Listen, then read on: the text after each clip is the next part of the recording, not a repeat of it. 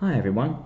So I thought today I'd discuss a bit about professional typing standards. So the things which you should really keep in mind if you are paying someone to work out your type or to pursue any other services in regards to your type.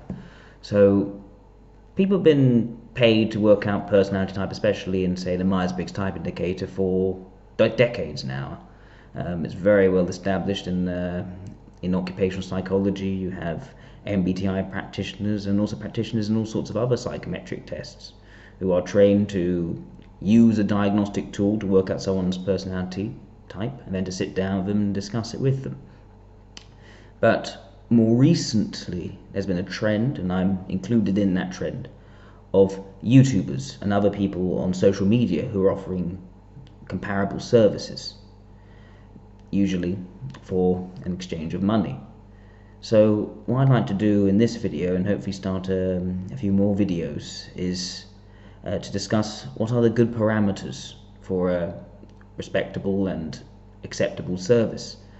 How do you know that you're getting value for money and you're not being given advice which could actually lead to a more damaging outcome? How do you know you're even being given an accurate typing? So today I'd like to discuss what I think is perhaps the most important thing, probably the easiest to apply parameter, as it were, for a good typing service.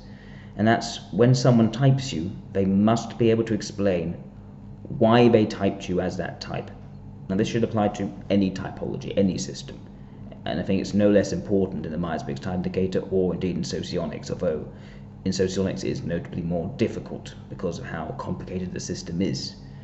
Even so, if someone is taking your money to type you, they should be capable of this task even in socionics. If they're not worth your money. They're not giving you that clarity which you need to take away from that typing a sense of understanding and clarity. So what can you do? The first thing I'd say is, whenever you're looking to get yourself typed, if you know someone's looking to get themselves typed, research the professional who's going to type you. Look for evidence that, one, they back up their typings with a clear reason. Now, usually if it's on social media, that shouldn't be too difficult. They should be, making contributions on social media, whether it's in YouTube or Facebook or Reddit or anywhere else, and they should be giving reasons. And another thing to keep in mind is that the reasons they give need to suggest that they can provide those reasons and where they can adapt so that you can understand it. There can be lots of lingo going around. Fine, the people who use lingo is often easier for them to type it out. But the point is, if they meet someone who doesn't understand what lingo is, they need to be able to adapt the language they're using so that you can understand it. Because at the end of the day, if you can't understand it, you're not benefiting from it. But I think the important thing is that if they can't give their evidence, they can't give their reasoning, when it suggests that they're relying on something more subjective, like a vibe. And the thing is, when it comes to MBTI, when it comes to socionics, all these other things, subjectivity is impossible to rule out. There will always be some subjectivity, there will always be some interpretation going on there. So the basic thing we can do is to make sure that we can explain our subjectivity, explain our interpretations in a way people can actually understand, and then they can actually say, okay, that makes sense, or no, it doesn't make sense, and I'd actually like to question that further and reach my own conclusions. So that's very important. Another thing that you should do is ask if they are able to have a proper discussion with you about your typing later, after whatever methodology they've used to type you. So you can ask questions and seek further clarity. I think that's very important to have that conversation. And I think the third thing is, if you see anyone who charges money to type people or help them any way, shape or form with their type, call them out if they don't back up their opinions with these explanations. You should hold them to account so they don't start to think it's acceptable.